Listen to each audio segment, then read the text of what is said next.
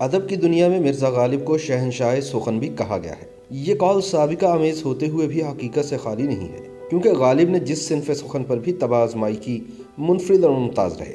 انہوں نے نہ صرف غزل کو ہی مشق سخن بنایا، بلکہ دیگر اصناف سخن پر بھی طبع آزمائی کی۔ اردو شاعری میں مرزا غالب کی حیثیت ایک درخشاں ستارے کی سی ہے۔ انہوں نے اردو شاعری میں ایک نئی روح پھونکی، اسے نئے موضوعات بخشے اور اس میں ایک انقلابی لہر دوڑائی۔ ان کی شاعری میں فلسفیانہ خیالات جا بجا ملتے ہیں۔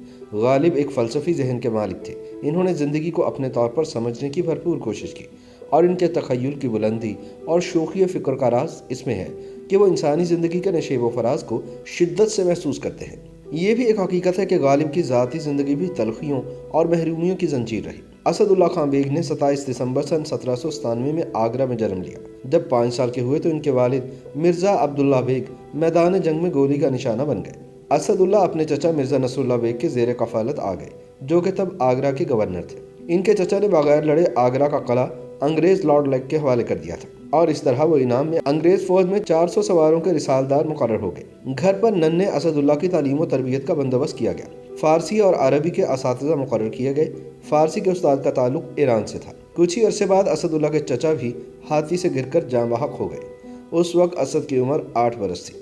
چچا کی وفات کے بعد انگریزوں نے اسد کی پینشن شروع کروائی، جس سے ان کی گزر بسر ہونے لگی۔ مرزا اسد اللہ کی عمر 13 سال کی ہو گئی تو ان کی شادی سن 1810 میں مرزا الہی بخش معروف خان کی بیٹی امراء بیگم سے ہو گئی، جس کے بعد اسد دہلی منتقل ہو گئے اور وہاں وفات تک مقیم رہے۔ اسد نے شاعری کر کے پہلے اسد تخلص رکھا، پھر اسی نام کے ایک اور شاعر منظر عام پر آئے تو انہوں نے اپنا تخلص غالب رکھ لیا۔ غالب نے آگرہ میں کچھ وقت اپنے سسر کی زیر شفقت بھی گزارا، جن سے غالب کی شاعری کے رجحان کو جلا ملی۔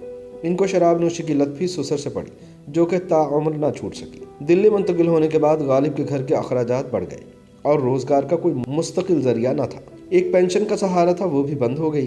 اب قرض چڑھنے لگا، مالی حالات بدتر ہونے لگے۔ اس دوران امراء بیگم کے ہاں بچے کی پیدائش ہوئی، جو چند سال سے لے کر ملک راہی عدم ہوا۔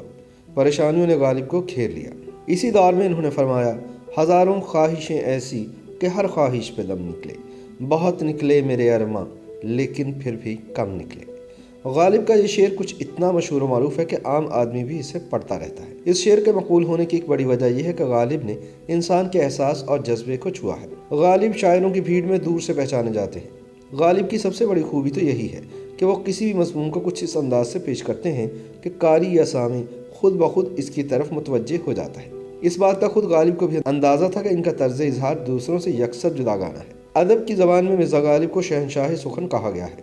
یہ قول سابقہ آمیز ہوتے ہوئے بھی حقیقت سے خالی نہیں ہے، کیونکہ غالب نے جس صنف سخن پر بھی طبع آزمائی کی، منفرد اور ممتاز رہے۔ غالب کو زندگی کے سرد و گرم حالات سے سابقہ پڑا، زندگی کے نشیب و فراز بھی دیکھے۔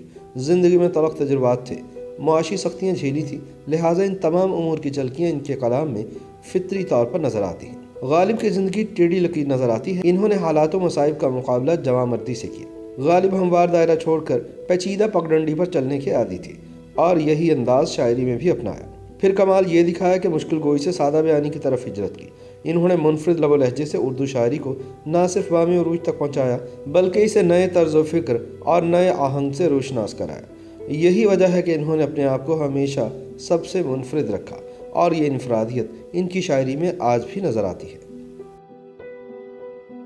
YouTube پر گوگلی نیوز دیکھنے کے لیے youtube.com کی سرچ بار میں googly news T V type کریں۔ گوگلی نیوز کے پیج پر سرخ رنگ کے سبسکرپشن والے بٹن پر کلک کرنا نہ بھولیے۔ YouTube پیج پر اپلوڈ ہونے والی ویڈیوز سے باخبر رہنے کے لیے بیل آئیکن پر کلک کیجیے۔ آپ کو ہر نئی ویڈیو کے بارے میں نوٹیفیکیشن موصول ہو جائے گا۔